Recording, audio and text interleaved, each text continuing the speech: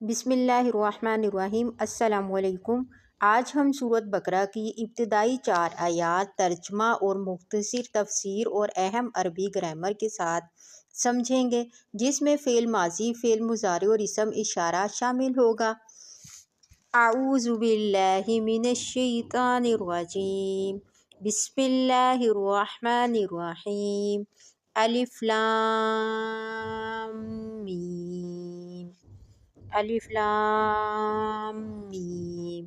یہ حروف مقطعات ہیں، جہاں کوئی فعل یا اسم اشارہ نہیں، ان کا علم صرف اللہ تعالیٰ کو ہے۔